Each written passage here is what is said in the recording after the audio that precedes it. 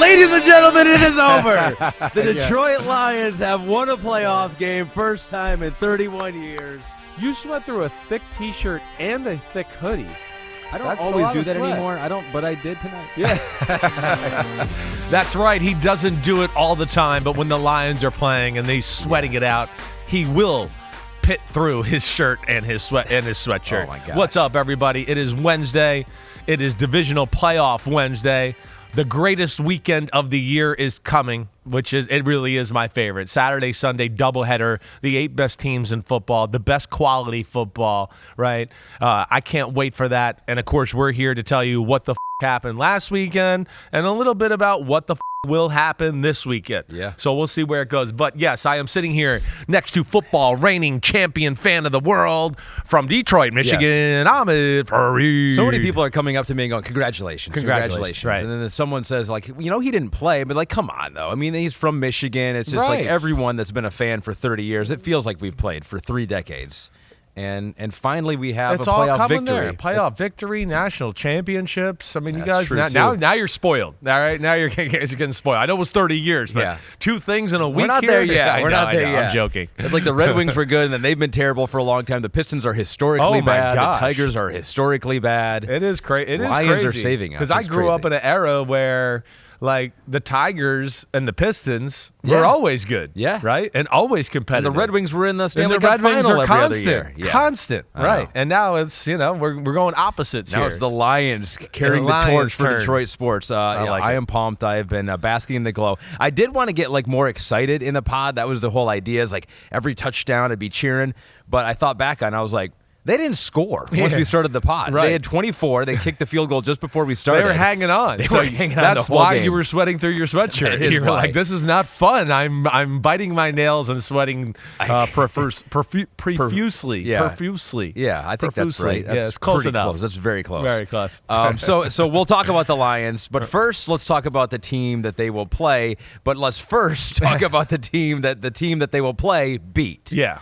If that makes any sense. It makes somewhat sense, right? Eagles go down to the Buccaneers. Funny. Of course, we're going to talk about kind of the games we didn't talk about on Sunday, and then a quick preview of all the divisional games. We got the Big Butt, we got the Requiems. We're going to bury some teams too. Yeah. But we buried the Eagles, and they buried themselves many weeks ago. I don't think so. You're right. I think they dug their own hole, and they were like, let's slit our own throat. We don't need Ahmed to do this. Yeah. And we'll just fall in there, and somebody will fill the hole in for us. We'll take care of it for you. So, I mean, this is still amazing. We showed this, I think, a couple times. Maybe even we showed it on Sunday. Yep. They were 10-1. We all know that, right? Yeah. Since that point, they were not only just bad, they were arguably the worst team in the NFL. Right. Like, it blows my mind how this happened. Right. Listen, it blows my mind too. I said yesterday with Florio, this is the most monumental collapse of a good football team. Not a team that we were like, wow, they're 10-1 and this is unbelievable. This is a football team still 10-1 at the end of the regular season. If you go around the league of the NFL and go, hey, would you rather have your own offensive line or would you have the Eagles offensive line? They'd go, Eagles. Would you rather have your own duo receivers or the Eagles duo receivers? The Eagles. Would you rather have your own D-line or the Eagles D-line? The Eagles. I mean, it's still top-notch talent. So that is where I've never seen a team of this quality fall apart like that. And we were saying it towards the end. I mean, even when we broke down this game last week a little bit, we were going like, yeah, the Bucs weren't playing good at the end of the year, but the Eagles were playing like one of the 5 or 6 worst teams in football. The statistics back that up, and that continued on Monday night. And not only, I don't think it's like, to me, it's not only the losses, how they lost them, right? And they progressively got worse. That is, I think, what bothers me. It went from like, okay, we lost to the 49ers, they're really good. And we lost to the Cowboys, they're really good. But they didn't really answer the bell that night against the Cowboys and kind of got blown out in that one, right? Then they gave the last-ditch effort against the Seahawks. And then I know they beat the Giants on Christmas Day or Christmas Eve, whatever day that was, but it wasn't all that impressive. And then dominated by the Cardinals and kind of dominated by the Giants. And I think that's what bothers me too. For a team that talented, listen, I know teams fall apart or go through lulls or whatever else, but there was never a resurgence, a revitalization, another like, hey, we got one more fight in us, right? Or just pure talent winning out. Exactly. Right? It's like they kind of just mentally, physically, all of it kind of just collapsed on them. And I think that's what was concerning the other night is you saw one team in the Bucs that was playing playoff football, and it was the Eagles and a team that it looked like from early on that what didn't really believe in itself, didn't really have the same intensity that I feel like the Eagles have had through the last year and a half. They're just, you watch a game and go, man, they're big and they're physical and they let you know about it. And you watch a game the other night and you just go, who is this docile wild card team that we're watching here? Mm-hmm. And I think that's where it's crazy, let alone, like you said, the X's and O's, the coaching, all of it. But the no response to the losing streak, certainly that's what Nick Sirianni is going to have to deal with when he talks to Jeffrey Lurie and Howie Roseman, is the fact that, you couldn't dig the team out of the hole X's and O's wise, mentality wise, and we didn't really show any fight down the stretch. And that's kind of, I think, going to be the biggest thing he's going to have to explain to them. Agreed, because I think a lot of people are framing it as he was just in the Super Bowl last year. Right. But sometimes it ends so poorly, you're just like, what happened right there? Right. And the fact that actually just could happen is enough of an indictment to make a change or to look elsewhere. Yeah, I do think it is. When you're that, especially when you're that talented, right? Yeah. I think that's the big thing too. The expectations were at a level that was like Super Bowl or we lose the Super Bowl. Yeah. That's like all we are. That's what we are. We're the Eagles. Like, what? First round exit to the Buccaneers? Dominated?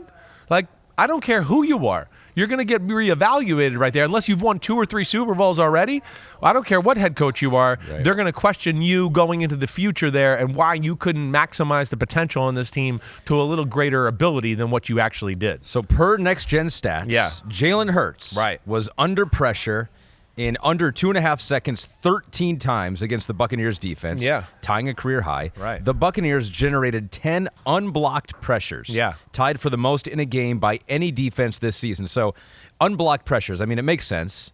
But that just means there's someone's blitzing or rushing and no one attempts. They sent one more than they can handle the whole game, right? This has been an issue with Jalen Hurts his whole career in Philadelphia. This has been, and here's where I'll say it too.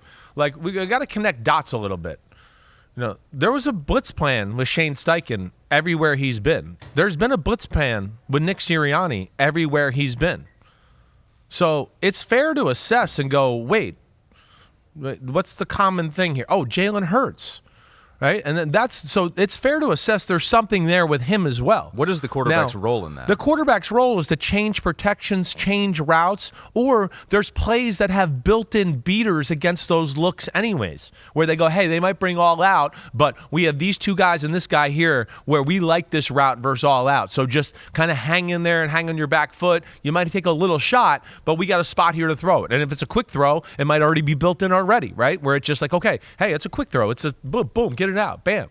But there's none of those answers, right? And you guys watch the game, right? You saw me texting a little bit. I think I text our group. I know I text PFT group. Like, is there ever a walk up to the line of scrimmage and like, hey, change the protection. Hey, Mike this guy. Hey, receivers, blah, blah, blah. I mean, again, that's crazy to me, right? So there is an issue there. And see, where it doesn't always get exposed, okay? And it got exposed, first off, it's a playoff game, a national TV game. But it hasn't been as exposed as much. It got exposed last year in the Super Bowl. This is what I told you. Jalen Hurts should have thrown for 650 yards against the Chiefs. They kind of did the same thing. Like, we don't think you know where to go with the ball with the blitz. And you don't really do things at the line of scrimmage, so we're going to screw you at the line of scrimmage and mess up your whole day that way, right? And I think that's where the issue falls. But the reason they get away with it most of the year, because most of the year they're in 3rd and 3. 3rd and 2, 3rd and 4. And teams go, we can't all out blitz here. They could throw a screen and get 4 yards and they get the first down. They could run the ball and get some quarterback design run and we all out blitz and we get stuck in there and now quarterback run, he's around the edge and we have nobody there, right? So that afforded them the luxury to not have to be in these situations. But because their offense is so stinky right now and they can't do anything, they were in 3rd or 5 plus for the majority of the night. And that's why with that team, the best protection offensive line in football the whole year, not even close, right? That was a monumental X's and O's failure. And to go 0 for 9 on 3rd downs with that team, that quarterback, that O-line. I know A.J. Brown's out there, but it's still pretty good talent. I mean, that's embarrassing. That's embarrassing to the head coach and the quarterback to be exposed by one defense the whole night and go, you guys don't have an answer for it. And that's troubling to me, certainly. And what I don't understand this, like, Jalen Hurts has done great things. I get that. Jalen Hurts gets a free pass that I don't understand. If Mahomes, Allen, Lamar Jackson, if he lost 6 out of 7 down the stretch and couldn't pick up a blitz, everybody would be like, oh my gosh, he's a running back that's playing quarterback. Get him out of quarterback.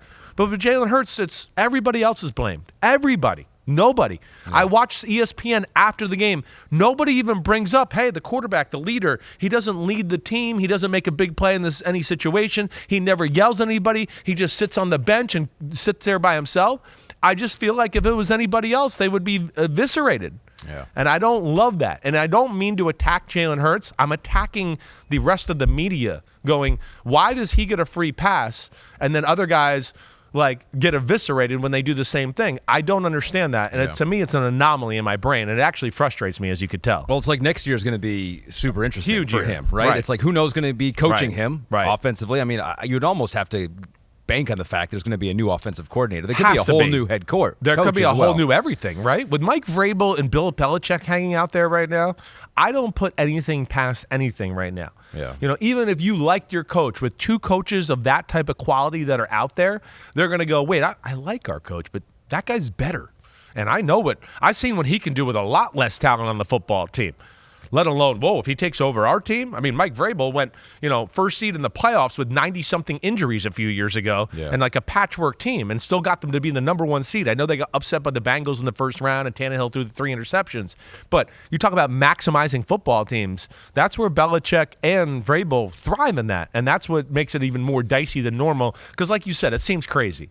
3 playoff appearances in a row, went to the Super Bowl, right? And we're talking about firing people. But again, I think it's the expectations and what you get out of the potential of the team is really the biggest thing these owners are looking at, and that's where Sirianni and Mike McCarthy, of course, are going to be evaluated. I mean, this is the risk of having a good team and a talented team. And people have it can expose you, the coach. Complimented draft after draft after draft. People saying the Eagles had the best draft of anyone this year, and they were already the most talented team. Right. Well, it's like, then if you don't win, then you're really in trouble. And it would be one thing if it was just the offense that was struggling and couldn't pick up everything. Blitzes. So the defense was arguably even worse. Most of the year, especially down the stretch. We got a couple of dots on some plays, and maybe this illustrates some of the problems they had. Some of it seemed like effort and a lot of it's effort. To tackle. Exactly right. But we have Baker Mayfield to David Moore, the 44-yard touchdown. I don't know if either of these plays illustrate anything to you or a trend or a theme of the Eagles defense. Well, the Eagles, they were searching for can we find anything that works here? But this is man-to-man coverage, right? And you'll see it again as we go through here. But it's just a microcosm of almost everything you're talking about, Ahmed. It's like not knowing who I'm supposed to cover, or are we supposed to switch this off, right? 39 is covering David Moore right here, right? And I don't know if he's expecting Bradbury to come off of 88, K. Dotton on the other side, to where when it's a cross like this, do they switch them? Do they pass them off? Or are they locking it and staying on there? Mm-hmm. Either way, there's a mistake. So go ahead, let it roll, Pete. And you'll see 19 come across. 39 looks like he's got a man-to-man. He kind of stops in the middle of the field. He has to get, run through some trash there. But watching on film, he looks at 24 like he thought, I was supposed to take your guy, you were supposed to take my guy, and it doesn't happen. But this is what we've been seeing from the Eagles as of late, let alone they do this, and then 3 guys get down here and just stare at David Moore and let him run by him. Right. They're like, hey, you want to just run into us, and then we'll tackle you. Like, are you expecting me to come tackle you?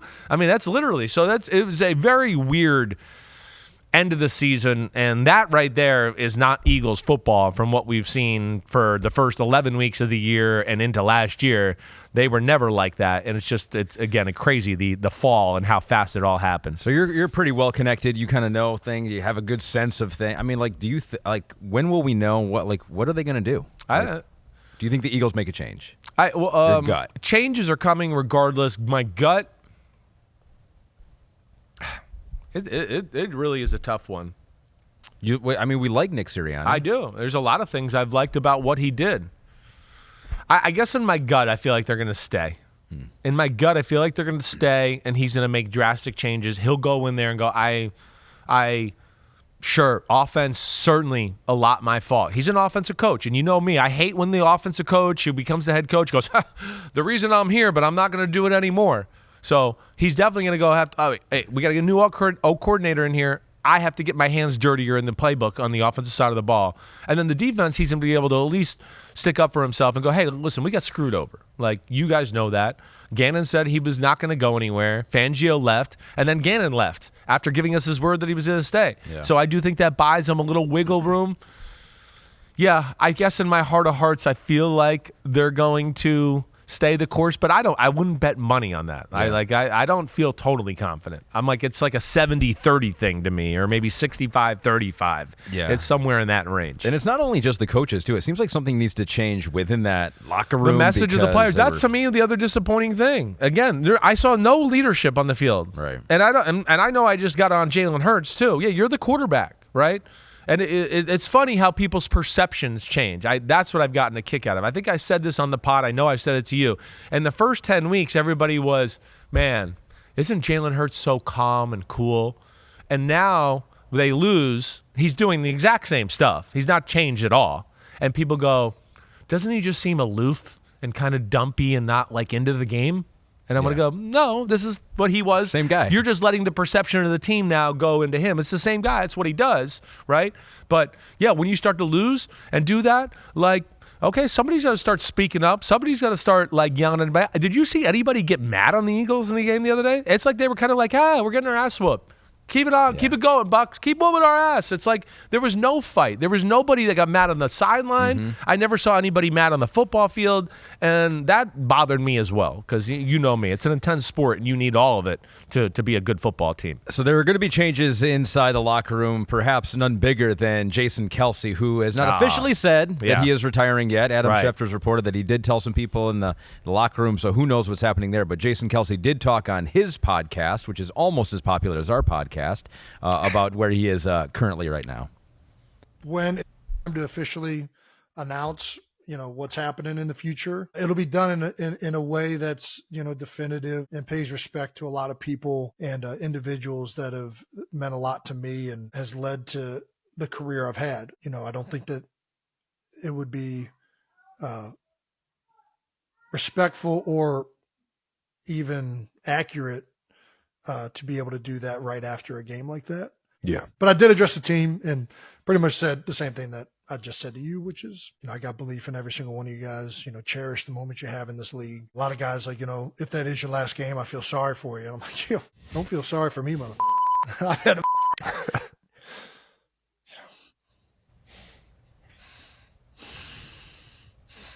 Hell yeah, brother. Yeah, so clearly emotional. Clearly seems like his body and brain are going towards retirement. Yeah. That's why he would be emotional. He's not emotional if he's coming back, okay? Right, I mean, I've been around these situations before. I think he's trying not to make a rash decision and kind of just letting a little time go just to make sure, the emotions from the season, whatever else. Because, hey, he could be just, like, physically exhausted and everything that way to where guys are like, sometimes they've, pulled the trigger on retiring a little too quick and they just realize, wait, I was just physically beat up and tired from the season, like ready to just call it quits for the time being. And then a month goes by and they're kind of like, oh, I got it again, right? So that's why players kind of like, hey, let me just take a minute here. You're around your young kids and you're like, wait, this is exhausting. This is exhausting. Are you sure? I think I can play another season. The tush push my life thing is not that bad all of a sudden. Did you see that yesterday? I did see that. He yells at every time he does. My life. Yeah. Well, so we'll see. We'll see on Jason Kelce. That's how you knew it was all coming to an end. Yeah. When they lost the tush-push play the other night. God, you're right. You were like, the Eagles are done. They're done. It's over. If they can't tush-push, I don't know what else to think. They're definitely done. Yeah. That was the final nail in the coffin. Yep. Ooh, I should put that in my poem at the end here when we bury them. Number 96 got lower than Jason Kelce. First guy all year I saw it get lower. So here we go. So we should. And Buccaneer fans are like, okay, we get it. Eagles, that was entertaining, right? Well, we had to do that. We won the game. Yes. So we will preview Buccaneers now and Lions. That's 3 o'clock. We'll get it on NBC. You can also stream that on Peacock, and a lot of people, I guess, signed up for it. So you might as well just use it. You might as well. If you got it, might as well Smoke use them it. if you got them. So our coverage will begin at 2 Eastern. We'll be there in Detroit. It's going to be loud. We'll have the double IFBs in. Before we get to my Lions here, and everyone's like, "Oh, Bucs fans," like, great. I know I was just going to talk about the Lions. Well, I'm an ex-Bucs player. You're right. I'm so here, there we go. Bucs. Don't Carry worry. the torch. It's me and the Bucs versus the torch. Ahmed and the Lions. Carry we're the gonna torch. We're gonna go at it. In fact, we were thinking in the pregame show just have a wrestling match to the death. You Lions fan, Bucs fan. Yeah. We figured it'd get good views. Yeah, we'll go to someone dies or 3 o'clock, whichever comes first. Whatever happens first. Yeah, or sweats through their shirt. Yeah, we're both in trouble. We're done. Yeah, we're done immediately here. All right, so let's give some love to the Buccaneers here, right? Because I think they probably have not gotten that love because it's all been about the Eagles losing, collapse. But Bucs went out there and they look like a team that was like, we know this is the playoffs and we're gonna play like it. Definitely, it's big time. I mean, of course, the thing I like about the Bucs, they're big up front on the defensive line. They got some guys in the back end who are players, right? The secondary, when you get Antoine Winfield, 35. I don't know why 35. I always want to call him Demps, and I blame Jamal Dean. Freaking, I don't know what his name. Jamal Dean. Yep, Jamel Dean. Whatever. Yeah. Him, Carlton Davis. Right. Yeah. They're pretty good in the back end there, so that always gives them a fighting chance. Front seven's pretty stout. Offensively, they're in a lot of ways a lot like the Lions on both sides of the ball.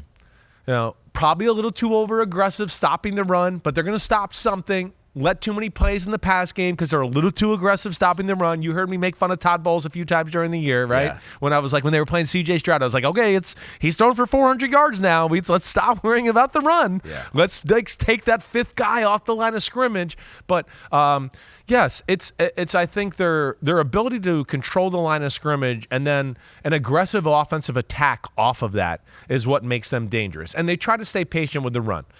They're not as good as you guys on the offensive side of the ball. I think they kind of really just found their way like early December, late November, really, right? But I think they're kind of trying to emulate your formula to a degree on that side of the ball. We'll run. When we throw, we're not looking for 5-yard completions. We're looking for 25-yard completions, and they have the talent at receiver to do that, as you saw the other night. And a guy in Baker Mayfield who's got a big right arm, definitely. So that's where I find it encouraging. And like we know the Lions are better, but as we always talk about, like you heard me say last week with the Packers and the Cowboys, the Packers match up really well with the Cowboys. The Buccaneers match up with the Lions. They have aspects of their great run defense. They're not going to have to overplay the run, right? They're going to go, wait, we're big enough here. Like, we know you guys like play action pass a lot. We're not always going to be so aggressive and loading the box and doing that. Yeah. I think they have a good way of, too, when teams play action, 5-man fronts, and they understand a lot of what teams do off of play action and know, even though there's holes in the zone, of kind of how to play areas and go like, hey, usually in play action in this set, one guy goes this way, one guy goes that way. So you kind of just hang in there and wait for the guy to come to you, and we'll have some people up at the line of scrimmage to stop the run and maybe even pressure the quarterback. Yeah. Those are the things I like about the Buccaneers. This is going to be a physical matchup at the line of scrimmage with some high-flying big plays down the field is what I expect to see. What can we learn, if anything, from the Week 6 game? Right. That the Lions were in Tampa. Yeah. They beat them 20-6. Yeah. There were some Lions that were out in that game. Jameer Gibbs was out. Brian Branch was out. Jonah Jackson was out. David Montgomery got hurt in the game. Yep. It was 20-6, but it probably was a little closer than the score indicated there. And there was one play, the interception, that really turned the tide early. Remember was that? A key early play. I think we have the all 22 of that. This was a Baker Mayfield interception. Tipped pass. It's like touchdown. Could have been a huge play. I mean, it's going to be a 94-yard touchdown. You can see they blew the coverage, the Detroit Lions. They came up too aggressive, as we talked about, right? The Lions are aggressive on defense. They overplay the situation. So in a backed-up situation like this, they go, well, we think you're going to run the ball to give yourself a little room, so they overplay it. And that's at times what can get them in trouble, right? This is what we talked about in this game, remember? We said if it's 3rd and 5, they play defense to stop the 6-yard pass. If you throw it 20, it'll be open. Think about the Rams the other night. They had 2 3rd and 1s, and they threw it deep. They said, forget it, because they go all out on the run. They're going to sell out. I don't want to deal with that. We'll fake it and hopefully find a play down the field. And I think one time they did, one time they didn't. But, yeah, this was a 20-6 football game where – hey, the Lions won the game, of course, and both of these teams are different. But I think you could see even in that game, there was things about the matchup where the Bucs can hang in there with the Lions. Yeah. And again, Lions make a mistake or Baker gets a hot hand. We know an upset can happen here, especially with the Lions pass defense, as we know, right? It's got issues. The Bucs can pass protect pretty well. So, and you guys don't have the greatest pass rush. Usually to do that, you got to get aggressive and blitz and do stuff like that, to where that's where I think the game can kind of lend us some fireworks in this one here, because the Bucs aren't going to be like, oh, they're blitzing, let's throw the hot route for 3 yards. They're going to go, let's keep another guy in the block and hit Mike Evans 60 yards down the field. That's where they're kind of fun, and that's where I think this matchup can be fun when we tune in on Sunday and we're there. So here, let's touch a little bit on the Rams here, because I know you looked at the tape here. You looked at the Lions offense, you looked at the Lions defense, and they're, both halves were completely different, basically. Right. It was like the first half, it was like, well, this game's going to be 56-55. Yeah. And the second half, it was neither team could score and cash in the red zone if you're the Rams there. What was your biggest takeaway first half to second half? Like, what changed for the Detroit Lions there? It's funny is, like, I thought that I was going to turn on the film with the Rams, right? Because as we were sitting there, I was going, the Rams defense got to do something, right? Remember, I was going, like, they got to go all in and stop one of these things here, right? Yeah. They were kind of trying to play it in the first half, like, both ways. Like, we're playing run front, but we're playing pass coverage. Mm-hmm. And I wanted to be like, that's cool, but it's the Lions, and they don't give a shit. They'll still run the ball against your 5-man run front. And they're also like, if the numbers are even, right, and it's 7 blockers versus 7 guys in the box, they're like, that's fine with us. We're not looking to always have a 1-man advantage in the run game.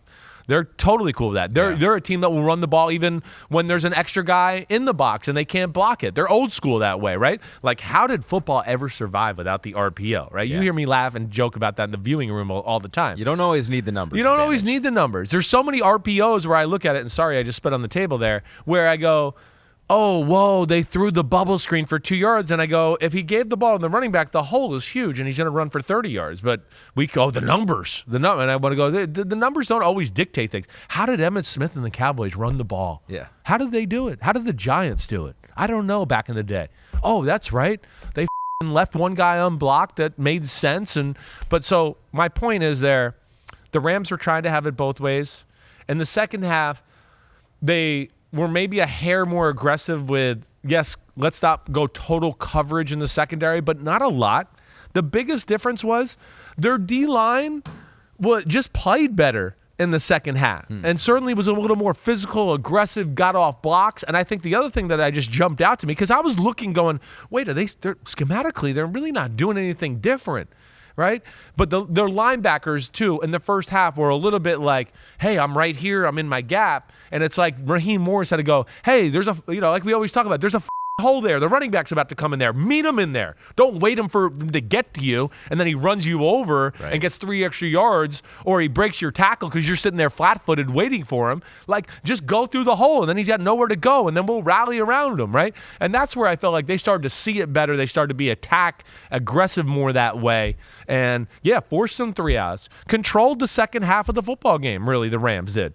And they just couldn't, as we talked about Sunday night, I don't think we were wrong. The Lions are tough in the red zone. And that's another good thing about this Bucs team. They're very similar that way. Let up a lot of passing yards. Don't run on us.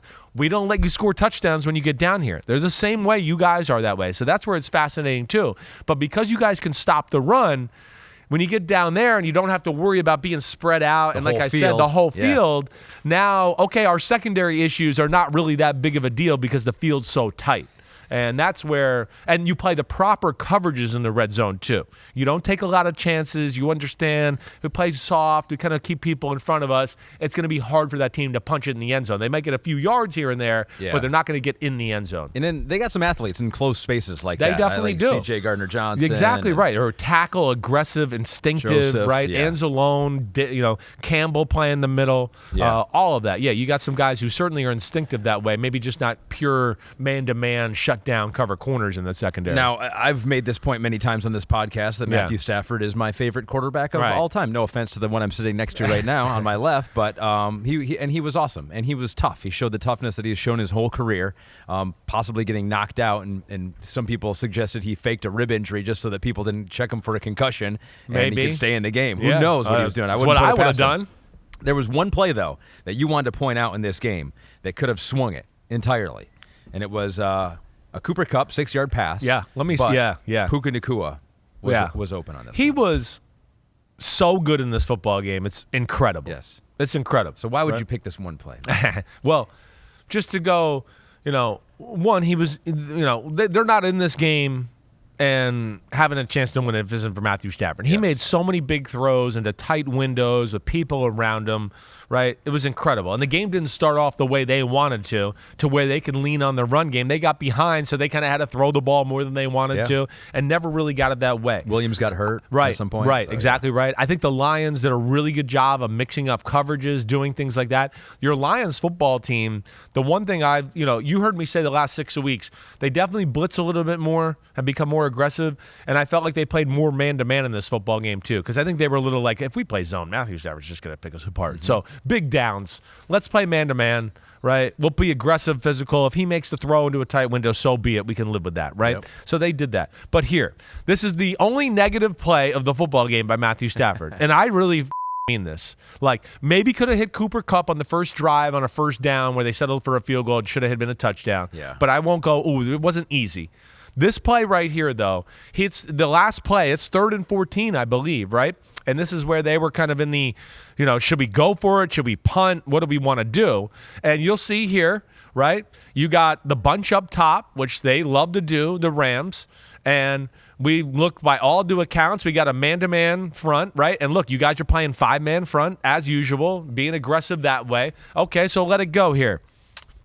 You're going to see, I don't know if you got a next screen. Yep, okay, here it comes. You'll see here, he throws the ball over the middle to Cooper Kupp. Oh, this is 2nd down, excuse me. I was wrong on the 3rd down. And you see Cooper Kupp there, gets the completion, but look behind him. You see Puka Nacua? Yeah. Now, listen, I know we're just giving you 2 screenshots here, but you're just going to have to believe me. Matthew, there was a big window where he could have hit it. And I don't know what happened, if he couldn't see it quite the right way, if he was just willing to go, let me get a quick completion.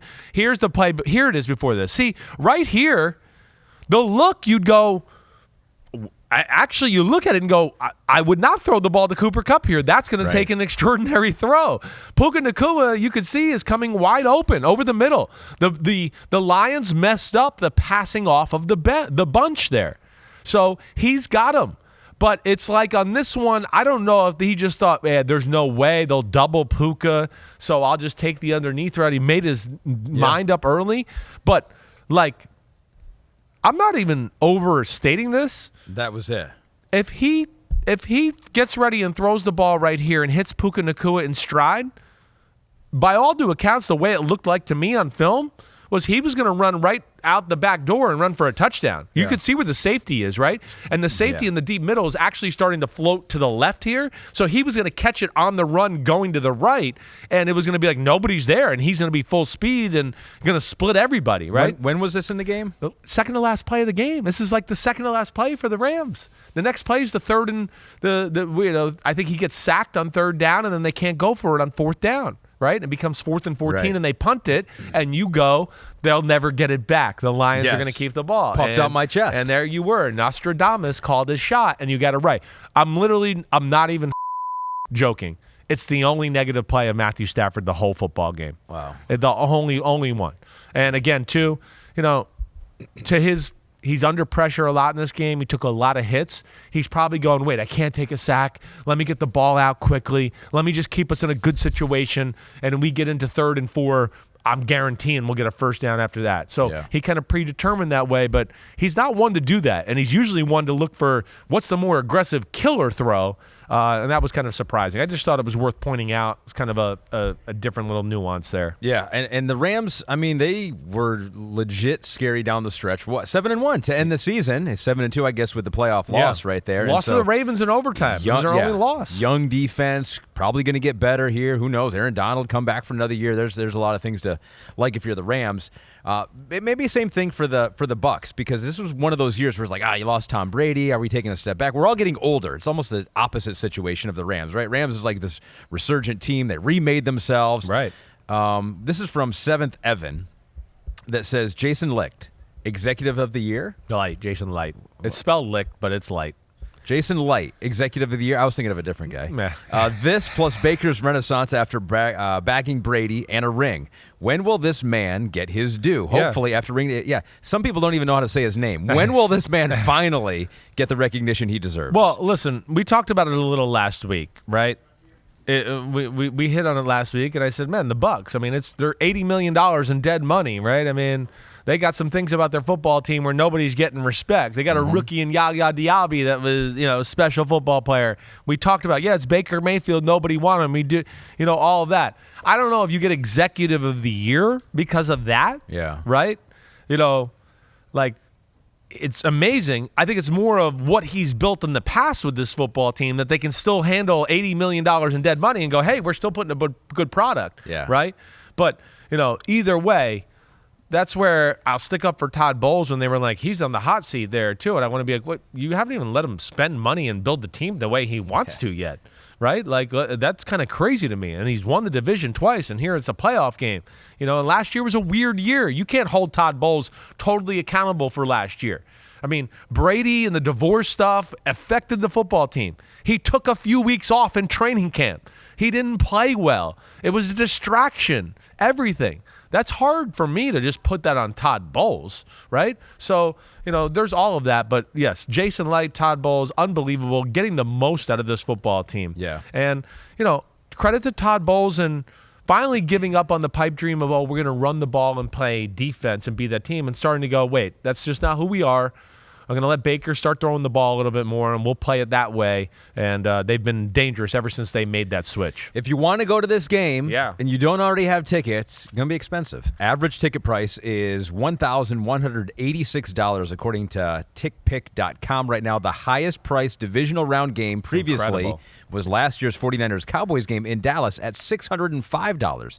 This is almost double that. Wow, that's People impressive. in Detroit. I mean, this is what Detroit's happens. going big time here. They go, we haven't been in this game in 3 decades. Right. We'll pay whatever. Hey, I'm excited to watch this. This is like I was kind of saying, your defense is not great, right? Their only choice or chance is be aggressive, like we talked about. And I think that fits the complementary part of your football team. You're okay with that? I'm okay with that on defense. I'm not always okay with all the fourth down going for it.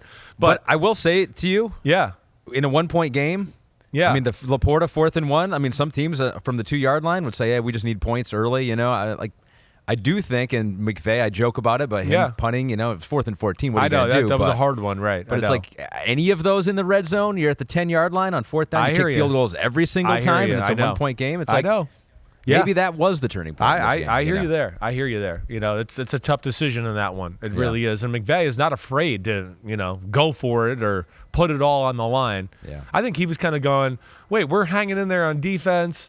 We're just going to win this one ugly, and we'll kick a late field goal and beat them, right? Yeah. I think that's kind of how he went. But your point, certainly real. But just like I said, be aggressive. Hopefully one of our blitzes, as in the Lions, can create chaos and get them behind the chains, right? That's kind of the way they play. They're like, either we're going to get you behind the chains and our offense is going to get the ball back, or we're going to try to get you behind the chains, and the chains are going to move the other way 50 yards down the field, and there's going to be a big pass play. But either way, you're going to kick a field goal, get a touchdown, and our offense will be back on the field again to apply pressure. And I think that's what they are, and I like that for sure. I cannot wait for this game. Me we neither. will be there. We will have our credentials. But if someone wants to give me a couple $1,000s for my credential, maybe I'll just give it up. Yeah, no doubt about it. Yeah, we could probably figure that out. I mean, we could probably be like, no, come on, he's hosting the show. He doesn't need the credential. Yeah, right. I just get in because I'm with you. Yeah, and then we're like, oh, we lost it. And it's actually like you sold it for $5,000 to some guy on the field. Until he's disappointed and realizes, oh, I can't even stay here the whole game? Yeah, You know, right, that's, exactly. I've tried to do that before, and the NFL came by. On and they the were field, We tried to do it in 49ers-Vikings game a few years ago, and me and Florio, we were like, well, let's stay out here and just watch the game here instead of like going in our little room where we watch on TV. They're good about that. They're and like, about the second quarter, they were like, hey, yours is only for halftime and the pregame and postgame. The NFL security came and found us, and we were like, what? So where do we watch the game then? We're gonna go inside and watch it in a room. In a room. I know. Are we going to see the field or just on a TV? You're going to be in a room with no windows and just the TV. You're going to be in a dungeon. That's where we're going to watch it. Isn't it weird? It's backwards. It's weird. The people who are doing the game that are supposed to tell you about the game can't actually watch the game in person. We got to watch on TV. Yeah. Again, you know me. That drives me crazy. Yeah. NFL, hey, we want you guys to cover the game, but don't actually watch it in person and have a better feel. Yeah. We're going to lock you in a room. And then you could tell us from there. Don't you know anyone in a suite or something like that? Can't we just talk to these high rollers somewhere? I don't know. We'll see. I'm just happy to be there. It's your town. You're supposed to know the high rollers. I should be able to pull some strings here. We'll figure it out. We'll watch at least one quarter until we get kicked out. All right, so that's in Detroit. We got in Santa Clara. The winner of this Bucs and Lions game will play either the 7-seed Packers. The first time in the history of the NFL a 7-seed has won a game in the playoffs. Their prize is they get to play a well-rested 49ers team Saturday, 8:15 Eastern on Fox. So I'm like my number one question, and you watched back the Packers and Cowboys. Yeah. This is what I want to know. And I've done a couple interviews with people in San Francisco, and they want to know this too. They go, that Packers team looked pretty good. Like, can they do what they did to the Dallas Cowboys to our defense? In some ways. I think this is a much better defense than the Dallas defense. It's less predictable. There's more rules to figure out within the zones and blitzes they bring, right? To where it's like Dallas is like, oh, it's blitz, it's man-to-man.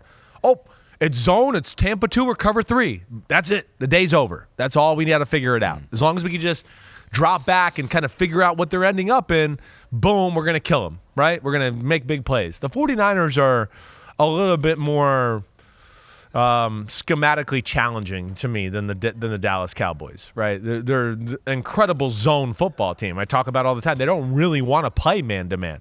And when they play man-to-man, it's just a curveball every now and then to go, wait, we're going to blitz, and you weren't expecting it. We've been playing zone, and now we're going to do this, right? So that's where they're different. They really are. And they're a much better run defense. They have a much better front seven than the Dallas Cowboys. I mean, much better. I mean, this is the one of the best run-stopping defenses in football. You heard me talk about Dallas. You saw my notes. Dallas Cowboys have not good middle linebackers, like not good, right? The 49ers, it's all-star and all-star, in my opinion. I mean, it's all-pro, and then like Dre Greenlaw, to me, it should be like third-team all-pro if there was that. I know there's only 2 teams, right? So the talent level, the scheme are different, but can the Packers do some stuff? Of course they can. Of course. The Packers, just so we always talk about, one, are aggressive. LaFleur has showed to me that he understands how to expose rules here over the last 5 or 6 weeks when they finally kind of took the training wheels off of Jordan Love and started doing all these cool things that we broke down in the podcast where I was like, it's unbelievable. The motions, the movement, all of that. I mean, they're motioning 3 times in the same play. It's like the receiver, the tight end shift, the guy motions, they say set hut, they fake it, and then the guy comes back in motion again. I mean, they do it all. So, yes, they can pose some problems, let alone, they can keep the 49ers honest with, like, you got to play run defense because they can run the ball and their O-line's good. And then they're one of the best pass protecting O-lines in football. They're going to be able to protect and go, okay, now I got a little time. Can LaFleur and Love figure out the coverage downfield and now let some of our creativity expand these zones like we've talked about, right? Where they like the 3-on-2 people and 2-on-3 and do all that. But the good offenses know how to, like, hey, if I send this guy this way, it really spreads the zone out, and now we sit somebody in the middle and boom. And, so from that standpoint, yes, I do think they have a chance there. The Packers, and you heard me say this before the year, are extremely talented. That's why I picked them to win the NFC North, if you remember. I got shit on by all the Lions fans when we were in Kansas City. They were all mad at me, Yeah. But I saw the talent on the football field. It's young, right? I think they're the youngest team in football, I think. But They are extremely tough. They're not going to be outclassed where we're going to be like, whoa, the 49ers are so much faster. The 49ers are so much bigger. It's just going to be, are they ready for the intensity, the attention to detail? The 49ers, the talent, have all of that, and it's all at a pinnacle. And is this young, still finding their way football team, can they bring their A-plus game that they're going to have to bring? To me, that's really the biggest thing. Because it's a game where you have to go, we gotta play perfect, guys. They've showed that they can kind of play the perfect game. So we have to play perfect and then some, right? Like somebody's going to have to do some extraordinary too, like they do. The 49ers play perfect, and it was still Deebo Samuel breaks 7 tackles and runs down the sideline. We go, oh my gosh, not only are their plays cool, but they got guys that just do shit on their own. And they're going to have to be able to match that as well. So I'm curious, and like if they play that game, and you watch the film, if they play that game 10 times, right? How many times do the Packers win that game? More than people want to give it, like a lot. They're going to win more than Dallas is going to win. They are every bit as talented as Dallas. They're just not as seasoned and cultured and all of that quite yet, right? Because they're young. Mm-hmm. All right. But, if you break it down, O-line, I'd take the Packers. D-line, I'd take the Packers. Linebackers, that's not even a question. You saw in my notes. I think the Dallas linebackers are horrible. Corner, that's a tough one, and I'd probably go with the Cowboys, right? The point being, the Packers are really good. It's really close. You go to receivers, I'd go, oh, that's really close. I don't know. You take that whole group in Green Bay. I mean, I know I like CeeDee Lamb, but then you get into the 2, the 3, and the 4 receiver. I'd go, I don't know. The Packers are right there with them, if not better, right? So, yes, and there's things, as we always talk about, schematically where they match up the right way. I know I made a big deal last week about, hey, Joe Barry's going to know the rules of this offense. It's basic West Coast bullshit, like I've been telling everybody the whole year. He grew up in basic West Coast bullshit.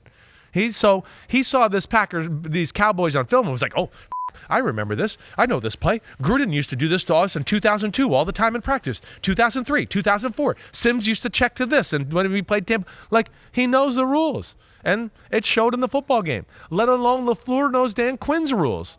And that showed in the football game. And then they got the talent to kind of go out there and do it. So, it's not like this was a one, they played Stars 10 aligned times. No, not at all. Not at all. This is a team that has better talent than people realize and matches up really well with that Dallas football team. So the 49ers better take them seriously this weekend. Trust me, I can guarantee Shanahan turned on the film and went, they're good. Like, I guarantee it. He was like, damn it. And then he's a little bit like, gosh, it's LaFleur, and he's going to know some of my offensive tricks, and he's going to try to tell Joe Barry what they are, right?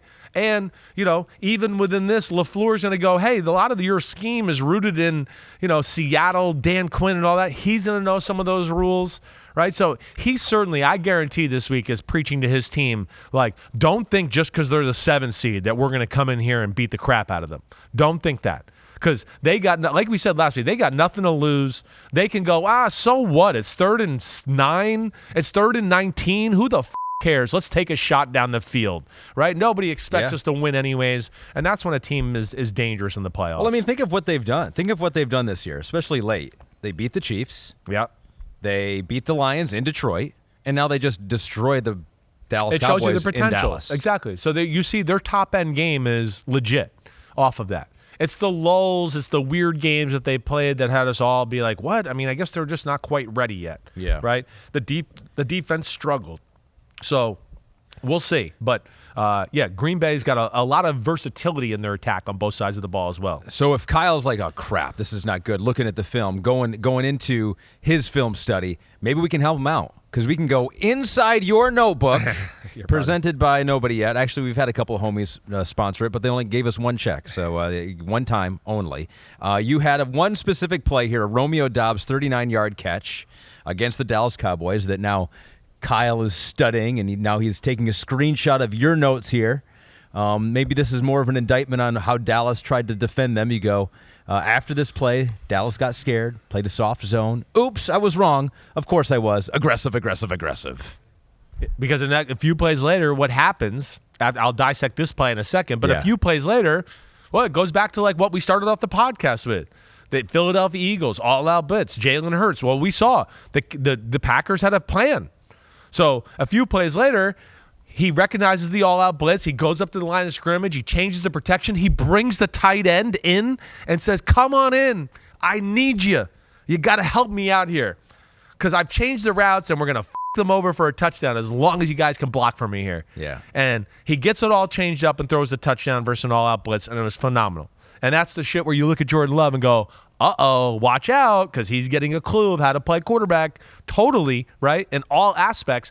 But it's a little bit like we talked about on Sunday night, right? Like a little bit of, I know that you know that we're going to do this because teams do this to beat you in these coverages all the time. So I know you're going to overplay that because everybody does this against you and you're ready for it. And they're going to be all schooled up on, hey, we like to do this and teams do this to us all the time. So let's throw a curveball or a wrench into the thing that we do all the time and the thing that everybody does against them. Let's bet that they overplay it because they're Dallas and they're over aggressive and do this. So here's like a little 3-by-1 all go type of concept is what we would call it here, right? You got Dobbs 87 in the middle, 80. In the inside of the 3, 80 is at the slot, and then Jaden Reed's coming in motion across the formation to be the third and outside receiver. So with this 3-by-1 verticals, Dobbs runs like kind of almost a deep crosser on the inside, right? More than that, you want this versus a single safety defense. You want it versus man-to-man or 3 deep because you put the safety in a bind, right, with 87 and 80. It's like, hey, your choice. Do you want to take Dobbs on the deep crosser or you want to take 80 really deep? You got to make a decision. What are you going to do, right? So teams play this and they're playing like they're really playing a match zone here. Okay? I know this looks like man, but it's a match zone. And why people go, what do you mean it's match zone? It looks like it's 3 guys, it's 4-on-4. No, if it was man, 26 Deron Bland would be over. He's a corner. If it was man, 33, you see Damone Clark there, he would not be playing Jaden Reed one-on-one down the field. So it's rooted in match zone coverage, even though it looks exactly like man, okay? It's weird, all right? But either way, we can get in dissertation some other day about that.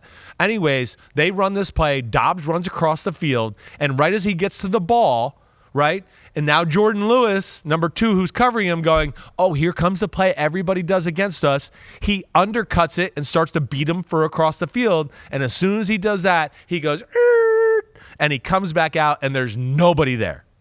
And they did this to them 2 or 3 times during the football game for big gains. Not exactly with this concept, but other ways. Yep. And that's where LaFleur and the offense have gotten really impressive. You always hear me say, they got a zig for your zag. They got checks and balances. They have self-scout thyself. We do this a lot, so we're going to do this, this, and this. And it looks like it, but then that's coming, right? They're very good at that, and that's where they're dangerous. And you can't just go, oh, we know what we're going to get from Green Bay here in this situation, this play. Right.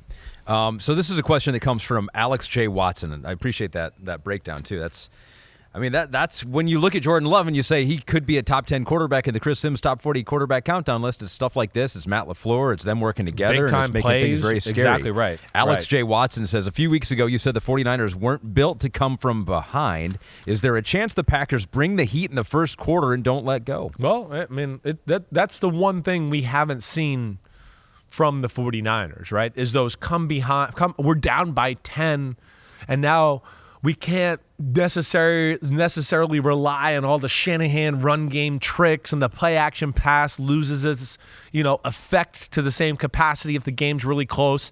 Oh, we're down by 10, we're down by 14, and now we have to drop back pass and throw the ball all the time. That's one thing we have not seen from the 49ers. And that's not necessarily Shanahan's bread and butter as he's been a head coach out there altogether. Now, I would argue that he hasn't had that type of quarterback yet. And because they're so good, Brock Purdy hasn't been in too many of those situations, right? But if they can come out and explode on the scene, it changes the dynamic of the football game greatly. It does. And that's what they did to Dallas the other day. Again, we can't overemphasize them taking the ball at the start and getting 7 points and getting a lead and then not letting Dallas play with the, oh, you're behind and now we can tee off and here comes Micah Parsons on the pass rush every play. Change the way Dallas wanted to play the football game, right?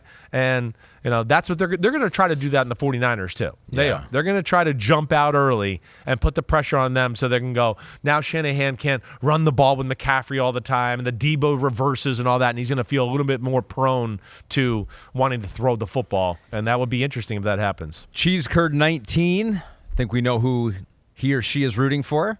I think the Packers offense will be decent at least, but do you see a path to the Packers defense not getting run off the field? Yeah, that's the scary thing, right? This is the part of the matchup. Like I told you, I think I could see Green Bay making some plays on the 49ers defense and giving them some issues because they're so balanced and they're talented and they can throw the ball short to Aaron Jones and do stuff like that. And then, of course, they can protect and throw the ball deep and expose you that way too. So there's a lot there. It's the Green Bay defense I worry about. I know they're talented. I get that. But more weeks than not, we came away a little unimpressed by them. And last week was right up their alley because of what I said. They played an offense where the defensive coordinator was like, I know this offense. Don't you guys worry. I'll put us in the right spots. Shanahan rooted in the West Coast offense, but Shanahan, unlike Mike McCarthy or the other coaches you hear me make fun of, went, everybody knows the West Coast offense. I got to add the Shanahan offense to this. Right. So the language is West Coast. There's some basic rules that are West Coast, but it's the Shanahan offense. That's what it is. He's changed it from the West Coast to the Shanahan, and that's where it's a whole different ball game, and they throw so much at you. And, of course, it's the most diverse, complicated offense in football. And I'm not just saying that because he's my friend. Yeah. You talk to any coach in football, I get texts most weeks, man, we're playing your boy Shanahan this week. Man, holy crap. I never realized how much they do. Holy cow. There's so much we have to worry about. And, that's what Joe Barry's saying to himself right now. It's the Empire Strikes Back because I think defenses have had a little bit of an advantage maybe the last couple of years. I think I saw a clip where Nick Saban was saying he was on a call with a bunch of offensive coaches, and he was like, you guys are like the devil. You guys are making things so hard right now. It's like, but that's what it is with emotions and the slants and it's definitely, if you have a creative offense, can make things very difficult on the defense. 100%. We have a couple screenshots here. I don't know if either of them apply to anything that the 49ers are going to have to worry about, or if these were just Dallas specific. We have Jair Alexander interception versus the Cowboys. No, I think this more or not is a little bit like, hey, Dak Prescott did not play great. There's no doubt about it. It was worse than I thought. I will say that.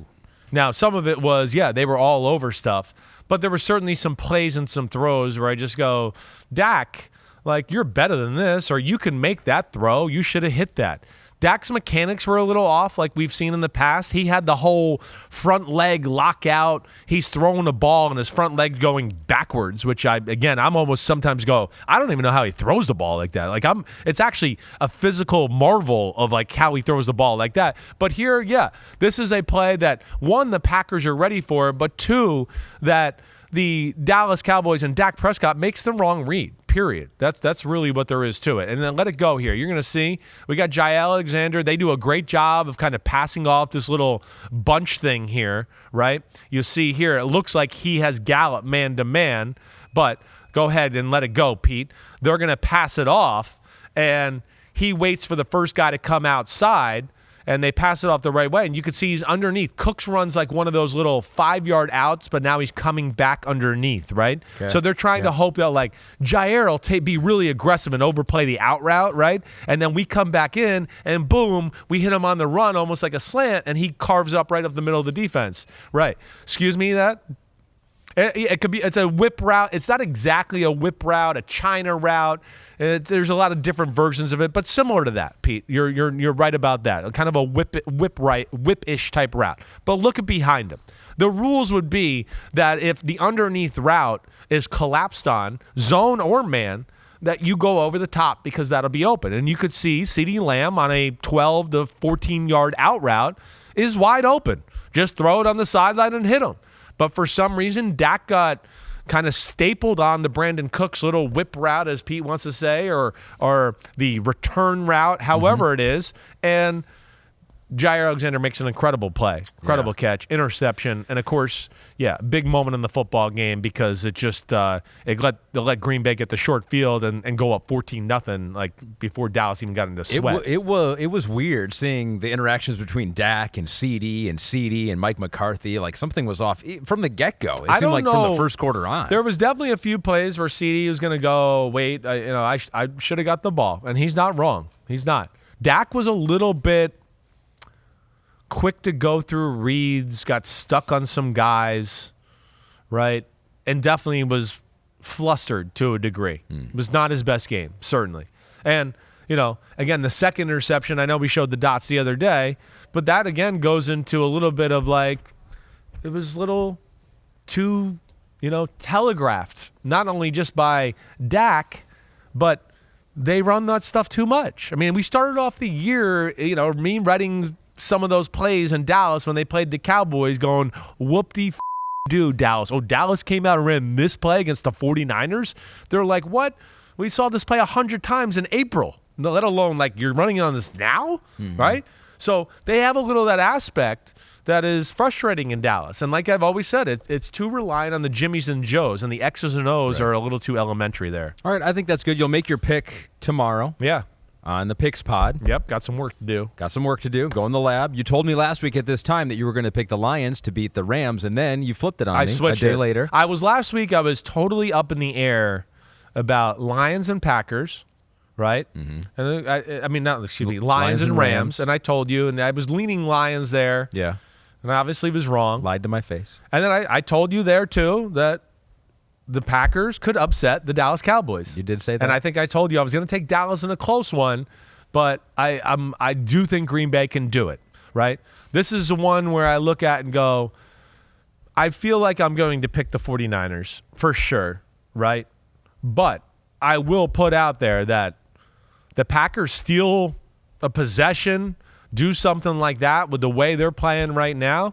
They can get an interception, maybe one or two stops on the defensive side of the ball, that, they could be dangerous for the 49ers. Clearly good enough to run with the best teams out there, as are the Bills, as are the Chiefs. Sunday, 6:30 Eastern on CBS. Mahomes versus Josh Allen. The latest chapter. We haven't talked about the Bills beating the Pittsburgh Steelers.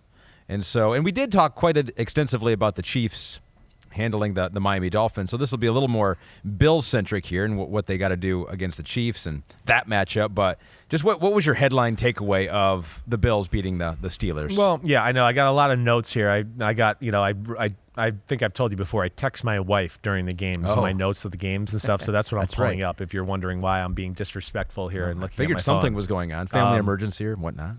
I think, the Bills, they're just primed and tough and gritty right now. And the thing, like I said on Pro Football Talk yesterday morning, and Romo kind of alluded to this, and we've hit on it too, is just they've been playing playoff football for 6 weeks, right? So they're just like, whatever. And they're also not into any narratives. They're just like, we're just going to win the game. That's all we got to do. We're not worried about Diggs getting passes or Josh Allen's not going, I want to throw for 350, right? There's just like, what do we have to do this week to win the game? And they have that kind of aspect about them right now that's dangerous. That's what I love. But yeah, I think it's the physicality of the Bills. I worry about them being banged up on defense this week going into this football game. But overall, yeah, it's the big play magic of Josh Allen, the patience with the run game, the deep and physical front four that they have on the defensive side of the ball, right? All of that, they can pass protect really well, and they've become a better running football team to go along with that. And they're going to be a tough out at home against Kansas City. It's funny. It's Josh Allen and Mahomes, but it's the first time in the Josh Allen Mahomes matchup era where it's not high flying Josh Allen and Mahomes. It's more like, hey, defense, run the ball, and then we'll make a magic play here and there just to help out the offense. Right. But how can you not, the defense getting the early turnover and giving Pittsburgh or giving Buffalo the short field, and then the Kyer Elam interception in the end zone, to me, were the two big moments of the football game because, like we talked about before, to go up 14-0 that early against Pittsburgh made Pittsburgh not be able to play the kind of game they wanted to play. And then there they were in a chance to kind of like get the game going in their direction, and Elam makes the great interception. Pittsburgh never really got it on the terms they wanted to. And right now, I don't think Buffalo cares what terms they're in.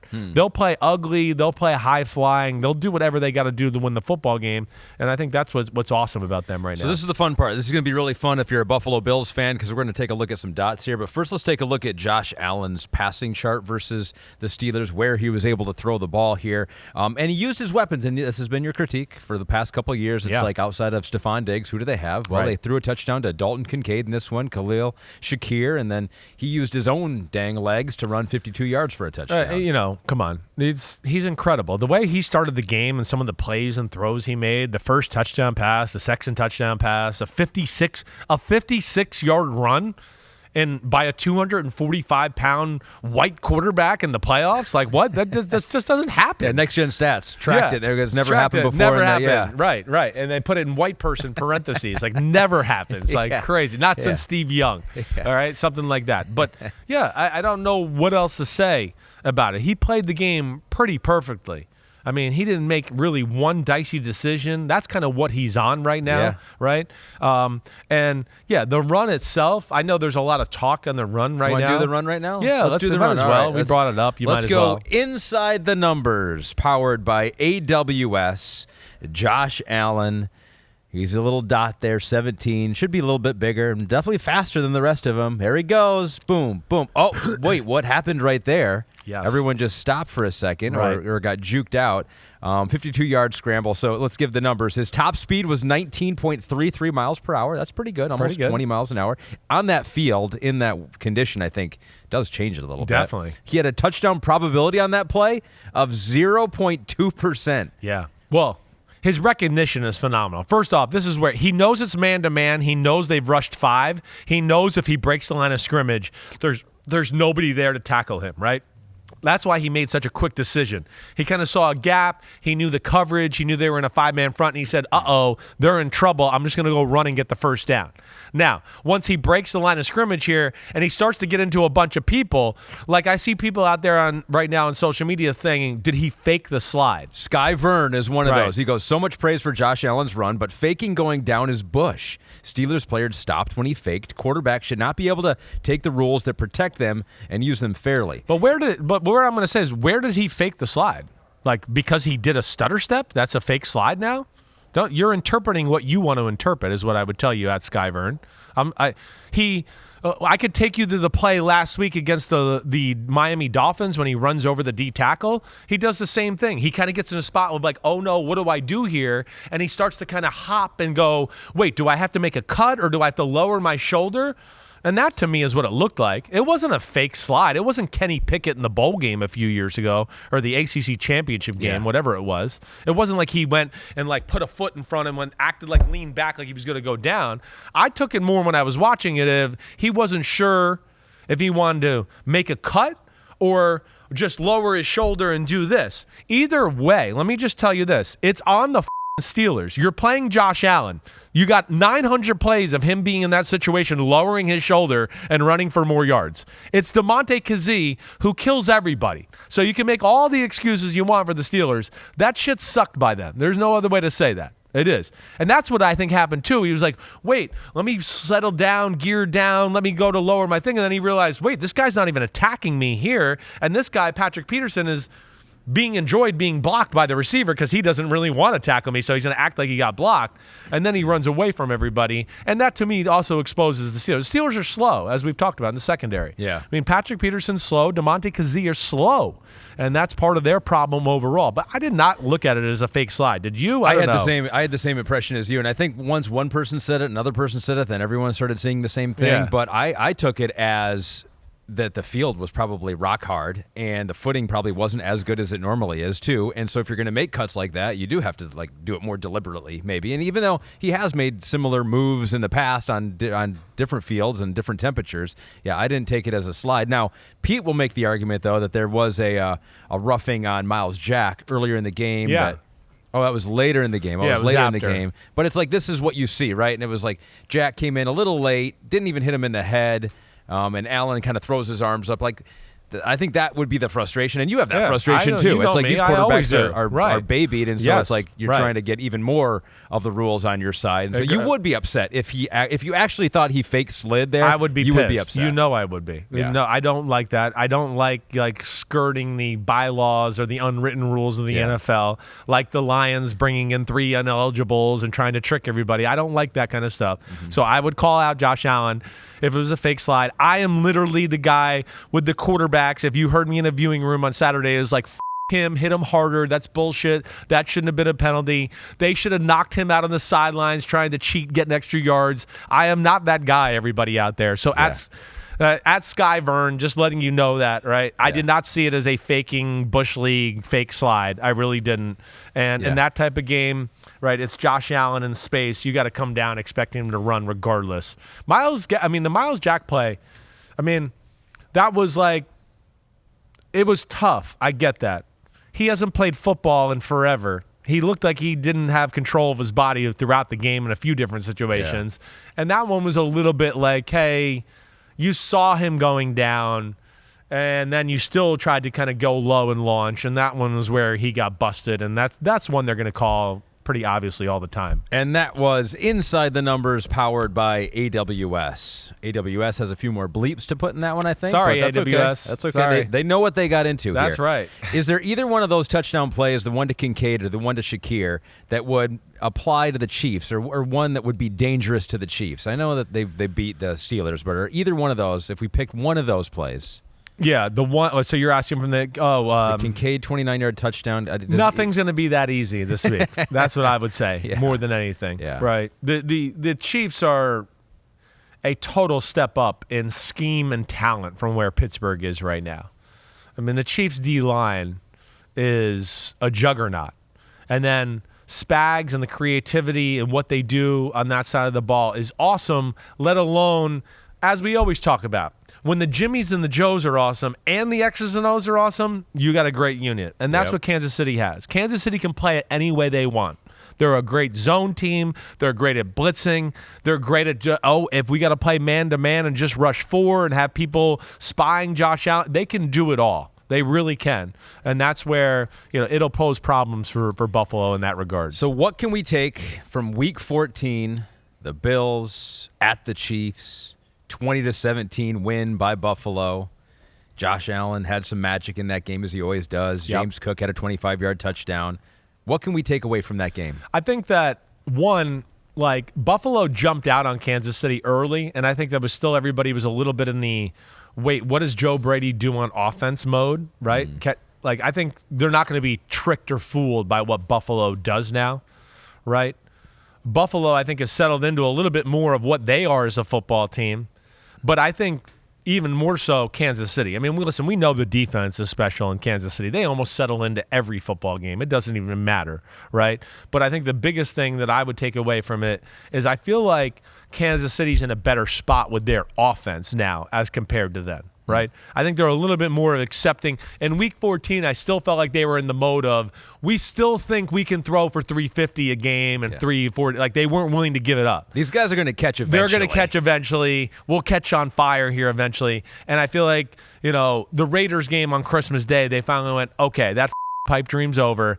We got to just be ugly, and they've started to kind of play that way. Not that it's ugly, like we're just going to run up the middle for 2 yards, but they're a little more conservative, high percentage passes, run the ball, screen on the outside every now and then Mahomes will take a tactical, aggressive throw down the field from time to time, and I think that's where they're in a different place as compared to the first time around. I think they're a more efficient, better offense. Still not perfect, but definitely better. Let's go Inside the Numbers again, Whoa. Powered by AWS. Damn, they wanted to do it again? They were like, you didn't swear enough the first time around. We need more. Well, this is interesting, though, because we got Week 14, we got L'Jarius Sneed versus Stephon Diggs numbers here. And according to Next Gen Stats, Sneed aligned across from Diggs on 23 of his 35 routes, limiting him to just 1 reception for 3 yards on 5 targets.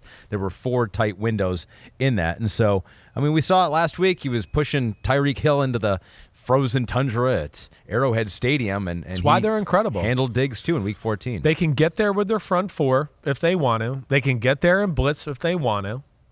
They can still get there in their front four and go, we're going to play man-to-man. They can blitz and play man-to-man. They're good at zone. They got 99 million different defenses. They got it all. That's where it's going to be a big-time challenge for Josh Allen in this offense, certainly. And, that was the game where, Diggs kind of made the tweet after the game like they're doubling me all the time, right? And I believe Justin Reed tweeted at Pro Football Talk and everybody and because he saw the article and he went, the thing is we didn't double him. And I will attest to that. I came out, I told Florio on Pro Football Talk, I watched that film. There was like maybe one or two plays where you're going to go, they're doubling him. I'm not even sure it was a true double of Diggs, of more of like, hey, they like to do this in this situation, so you play inside, you play outside, right? Whoever's in that position, the stack slot guy, he's going to run that route. So I'm not even sure it was like conducive to just doubling Diggs. But like in that game the first time around, there was like two plays where maybe you could say, oh, they doubled Diggs. Other than that, no. They're okay. They don't care. They feel like their guys can cover anybody man-to-man. Snead and McDuffie can cover anybody. Doesn't matter what size, shape, or whatever the player is, they can cover them. And then you got the other guys, the other two long corners, Watson and Williams, who kind of match up against the taller, faster, straight line speed guys a lot of the times, bigger guys, and they're very good at that as well. And that was Inside the Numbers, curse-free, powered by AWS. I think. I'd have to go back and check again. I want to give them both. Here. Which one do you like better, cursing Chris or not cursing Chris? Pick one of the two there.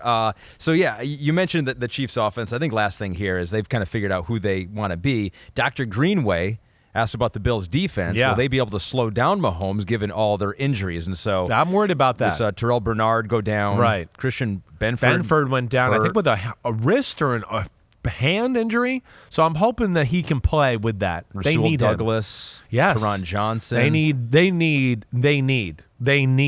Teron Johnson, of course, is an all-pro nickel. He's a phenomenal football player. Yeah. Rasul Douglas is having like an incredible year. So, yeah, I'm going to be interested. Everybody out there, the injury report comes out later today. I definitely want to see the severity of those and what they're tagged as. That's a big deal. There's no doubt about it. It's a knee injury for Benford, apparently. The other thing I want to look at now, they're a very good D line in Buffalo. They're deep. It's a good O-line they're going against. It's a group that can pass protect pretty well for the most part. If they're going to get there, they're going to have to beat the tackles. That's certainly. The interior, Ed Oliver versus Joe Tooney and Trey Smith and Creed Humphrey versus those D tackles, that's going to get your popcorn, physical, awesome football players to watch right there. Yeah. But yeah, I'll be interested to see where that goes. I was going to make another point. Oh, the other thing I wanted to ask Pete, maybe he can look this up, because hey, the Bills, the depth, the talent of D-line is great. Their interior, Ed Oliver, Daquan Jones, really damn good. When they have Jordan Phillips along in that mix to go with Settle, the other big D tackle, they got Tim Settle, excuse me. That's, to me, Jordan Phillips is their kind of their dancing bear. He's kind of the freakiest D lineman they got in a lot of ways. He's a run stuffer that can also like penetrate gaps and be disruptive. And to me, that's when I always look at Buffalo at their best. When they have all four of those D tackles at their disposal, sometimes they can put three of them on the field at the same time, but they're always fresh there and they cause havoc. And I'll be interested to see where he is, because I know they were hoping he'd be back for the playoffs. Yeah. He had wrist surgery, was placed on IR 4 weeks ago. So I'm just translating Pete. Not sure if he's eligible to return this week or if he's going to return. Yeah, so I know they were see. hoping he was going to be eligible to return. We'll see where that goes. Yeah. Ed Oliver, according to Next Gen Stats, generated a season-high 10 pressures, the most pressures by a defensive tackle in a playoff game over the last 6 seasons. He kicks him out. I mean, he was in Mason Rudolph's face a lot during the game. Having a great year at all. That's going to be a fun game. That's an understatement of the year. Yeah. Final one to talk about. This is the 4 seed in the Houston Texans, C.J. Stroud led, and the 1 seed in the Baltimore Ravens. The first game of the weekend, Saturday 4:30 on ABC and ESPN. UT Madden, let's give him the first word on this one. He goes, Lamar has essentially had 3 weeks off, and the rest of the Ravens have had 2 since their last game. 2019 is giving me bad flashbacks as why not to rest your starters. What will make this year different for the Ravens? Love the pod. Congrats, Ahmed, on the Lions' success. Oh, look at that. Thanks, UT Madden. Yep. It was a huge day. Well, huge we talked about this at UT Madden during the time, right? It bothered me. I am definitely of the old adage of what would the Patriots do? What would Belichick do? WWBD, right? Yeah. Remember that whole thing? Yeah. What would he do? And he would have played his starters for at least the half because of all the reasons you mentioned at UT Madden. That bothers me as well. It scares me. And that's where it's going to be on Harbaugh and company to hopefully have the right formula. Hey, listen, they seem like they're a team on a mission. That's for certain, right? It's Super Bowl or bust for the Baltimore Ravens. I think the first time around in 2019, it was a little bit like, hey, cool, we're the 1 seed, and look, we're awesome and all this. This feels like a little bit like we don't give a what seed we are. We want to win the Super Bowl. That's it. That's our only goal. That's all we're here for. I feel like there's a little different aura around this football team. Yeah. The offense has more to offer, like we've talked about. But, yeah, I'd be interested today, maybe in the coach's press conference or whatever, to hear what Harbaugh did last week. If he tried to go, we're going to have a pretty tough week of practice. We're going to get in full pads. We might even do some scrimmaging just to keep up with we're on our P's and Q's football-wise, right? Yeah. That's what you got to be, to me, totally all about. It's that fine line of, we want to rest and be healthy and ready to go, but we don't want to take so much time off that we get off some of our details and techniques and lose that. Right. And I would think John Harbaugh, because of 2019, is all over that. These two teams played way back in week number 1. Baltimore won 25-9. You were like, what? I mean, C.J. Stroud. Game number 1, you got to go against the Baltimore Ravens, who end up being the 1 seed. We didn't know that at the time. Yep. Greatness Calls, at Greatness Calls, says, what did Mike McDonald do in week 1 to C.J. Stroud, and what differences in his game plan do you expect to see? I mean, is there anything we can take away I think from week 1? The hardest thing is just that the training wheels were still a little bit on in Houston. So I would say if this isn't a full attack from them. Yeah. Let alone, it's week 1, and the Baltimore Ravens, always complicated, but I don't think their full attack was quite there yet either. Let alone, the biggest difference to me is just that the offense of the Baltimore Ravens was still wait, we didn't do anything in training camp. We didn't play in the preseason, right? It's a new offense. So they were really finding their way. They're a different football team. I'm not going to put too much stock into what it was week 1. Where we are right now is a Ravens defense, a little bit like you've heard me say about others, they can do everything, a little like the Chiefs. Now, they want to play more zone than man-to-man, but they can play man-to-man. They're creative, right? And because they're so good up front and so big, I don't think they're going to have to overplay the run game, play action, pass stuff, right?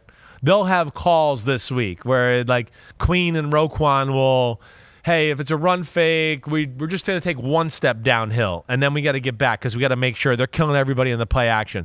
They'll have little rules for that, and I would expect them to be, all over some of that stuff there by the Houston Texans. Yeah, it's interesting how they're going to play this one, the Baltimore Ravens. We have the DraftKings Divisional Round passing props. This is interesting. My Jared Goff has the highest over-under for passing yards right now at 272.5.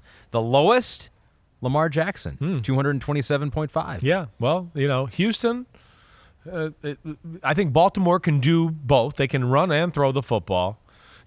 Total yards for Lamar Jackson's, what we've been saying all year, is not necessarily how you gauge him. Right. The thing to gauge with Lamar, he might throw for 227, but one of those is a 50-yard touchdown pass. Another one's an unbelievable 40-yard pass that got them to the 1-yard line, and another one was a 3rd and 17 that broke your back down the middle of the field. And we go, oh, well, he didn't throw for that many yards. And I go, yeah, but in every big moment, he made a big throw or a big scramble and screwed you guys over. Now, I would like the over for Lamar and that one there. I would. I mean, Houston's in a bind in this one a little bit. Houston, the defense, good, fast, aggressive. We know that. I think they're going to be very concerned with stopping the run. I think that's going to be a big issue for them. They're going to go, wait, we're definitely a smaller front seven than they are on offensive line. That's an issue for us. They can do some things there.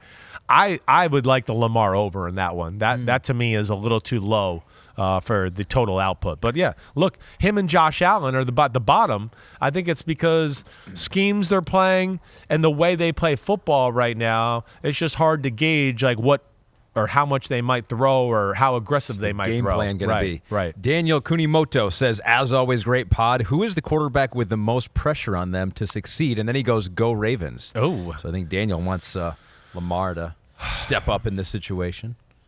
I mean, it's on Lamar pretty high. I think Lamar is – I think I look at it, and you ask me in the we got – there's three that match up. I mean, Lamar going to win his second MVP, has not been to a championship game yet as a player, right? So that's all there. He hasn't been to a Super Bowl, so that's very big. Got paid all this money. The receivers are good, right? So that's the pressures there. Josh Allen at home finally in the playoffs versus Mahomes. Yeah. Right? You finally got him at your place in a big game here, right? I think there's tremendous pressure on him there, right? And then I think the one after that, I'd go with probably Brock Purdy. I think so, too. I think it's probably those three are, I think, under the most pressure. And I think it's legitimately probably between Lamar and Josh Allen, I think, that are under the most pressure there. Yeah. Then Mahomes, I think, would be the fourth, maybe. And then, Goff, Love, Mayfield, and Stroud are happy to be there. Exactly. It kind of just feels like they're playing with house money. They're just, yeah, exactly right. Not that they don't have pressure. We know that. But, I think they're guys that people look at and go, oh, they've exceeded expectations. And, Josh Allen, he has to run for 800 yards to ever and throw for 800 in the same game to ever exceed expectations. Don't forget on DraftKings Sportsbook, this NFL playoffs, new customers can bet $5, pocket $200 in bonus bets instantly. Plus, all customers can get a no-sweat same-game parlay every day. You can download the app, use the promo code UNBUTTONED when you sign up. DraftKings Sportsbook. The crown is yours. So don't have many more of those left. The season's winding down. Chris's favorite weekend of the NFL season is here. Yep. We still do the Big Butt Awards. Good. And we still get the song for Big a couple more weeks. Woo! It is that time. Big butts and we cannot lie. The Big Butt of the Week. Oh. Time to give some love to these big guys. Some tushes. There's a couple sacks, forced fumble. He's a butt-ting superstar. Woo! And give it to him, Ahmed. One butt cheek. And this is why you're the big butt expert of the world right now. Woo!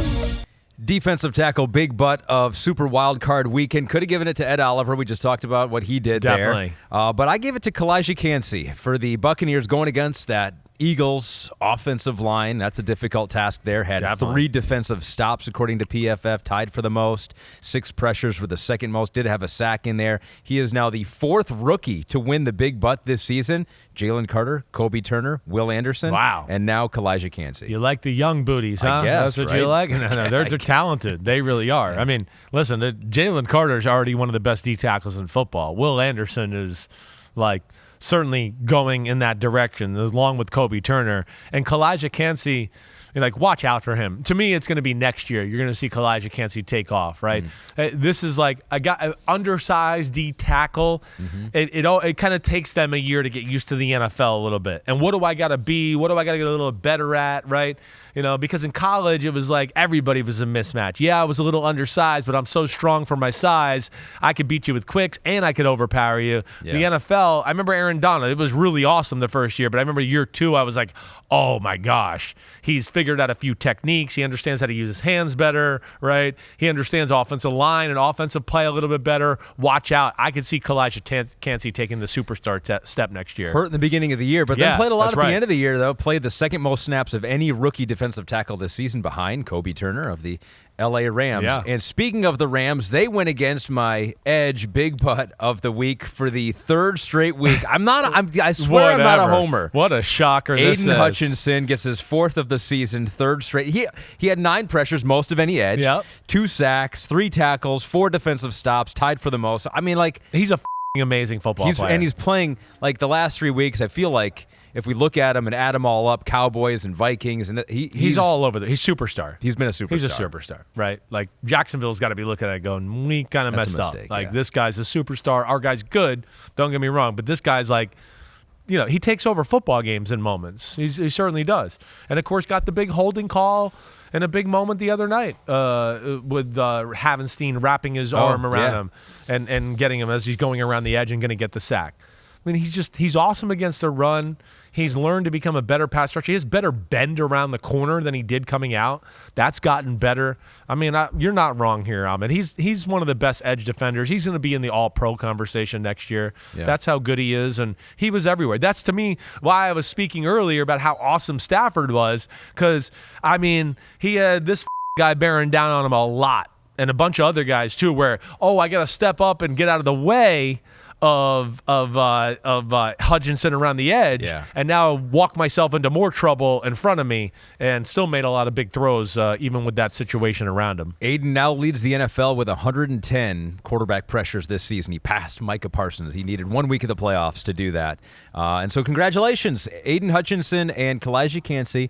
Kalijah, not the biggest big butt, but yeah. No, they're productive. Pound for pound, there's a lot of power in those tushes right there. A lot of power in all four cheeks, definitely. Yeah. All right. So congratulations. Yeah. Pete is noting the very defined Hutchinson right cheek. Yeah, he likes that a lot. He's saying he says he likes his right cheek a lot. You could it's take easy, a whole Pete. lot Easy, from Pete. this Yeah, we segment. got it. Pete said he's seen worse. All right, let's save ourselves here with the final bit of our pod here on Wednesday. A tradition.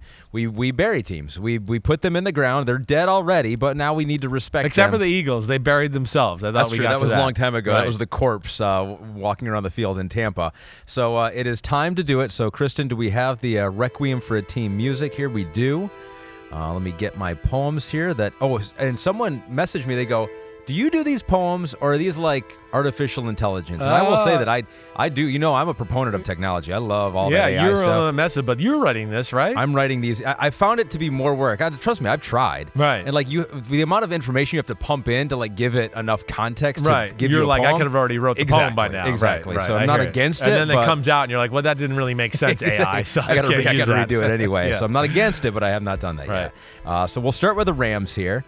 The Rams, just 28 homies correctly predicted them to reach the playoffs. 28 out of over 1,000. Impressive. Congratulations there. Way to go, there. 28 homies. Don't know where you guys are from. L.A., St. Louis, wherever you're from. Congratulations there.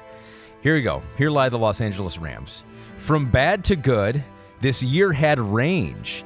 And now they have draft picks to exchange. Finally, they can shout and not miss out on guys like the legendary Cole Strange. UT Chattanooga. We only get that guy Cole now. Strange, look at that. They don't need Cole Strange anymore. They don't. They got a good old line. Yeah, they did it. That. Well, I mean, their ability to draft, again, is incredible.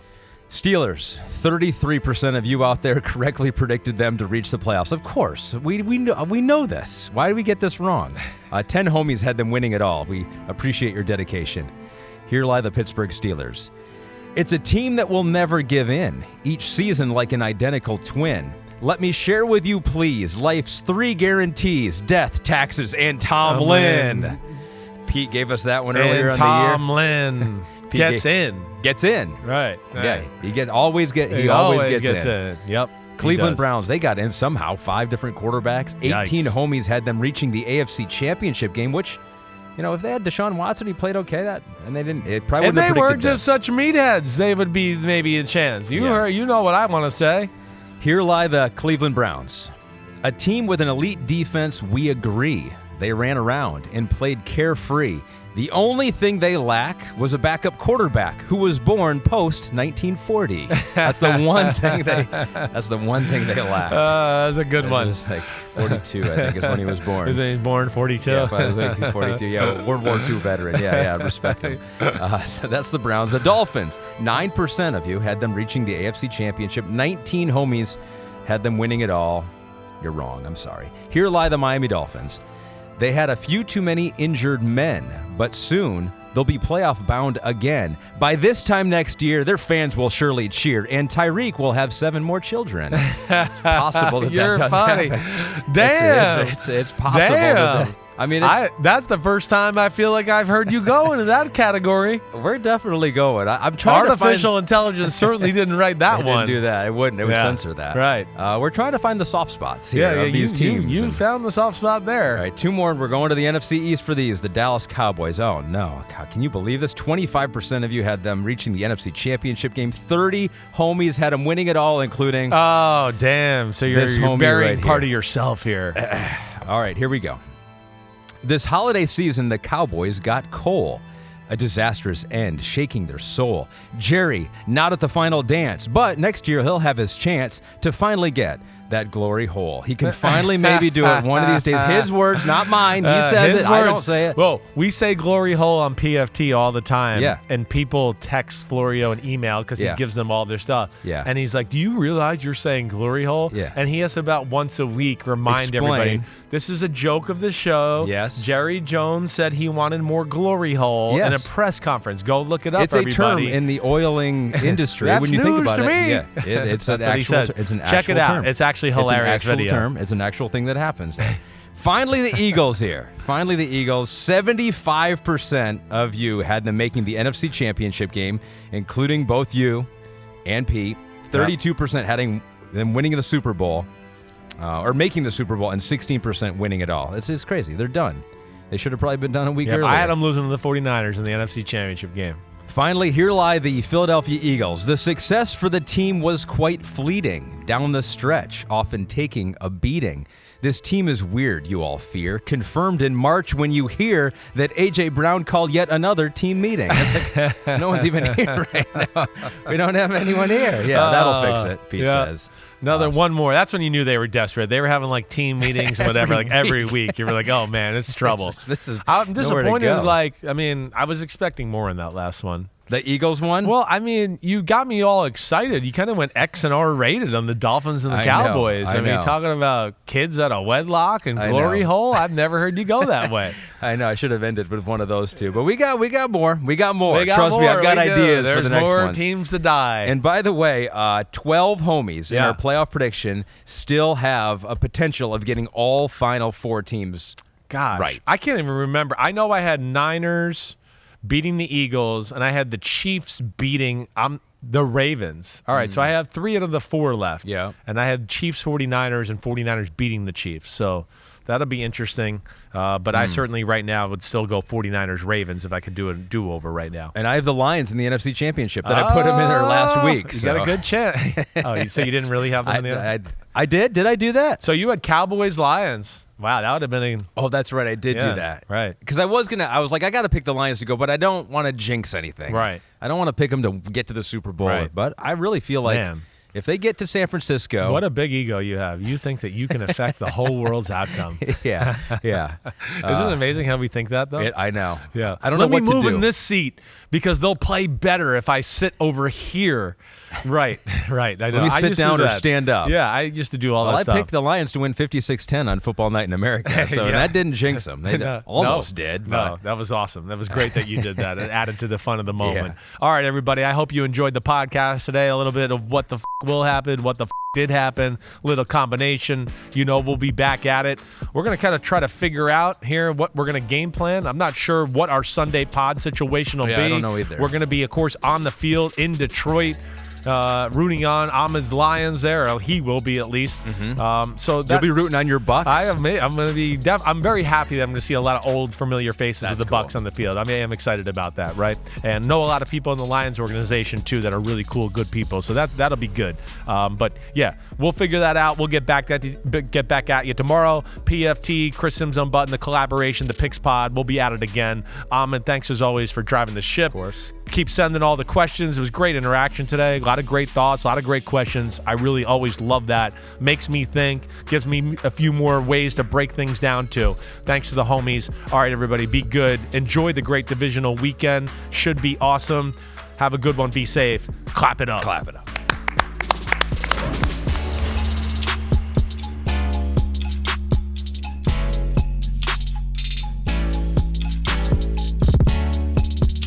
Yo, what up, homies? Thanks for watching. Remember, subscribe to Chris Simms Unbuttoned. Right now, we got Sunday pod, right? So you can have it Monday morning. We recap all the action. Wednesday, it's the What the Happened podcast. We're going to get deep in the weeds on the key matchups of the week. And then Thursday, I'm picking games with that jerk Florio. So you know where to find us, homies. Keep watching. Peace out. We'll see you.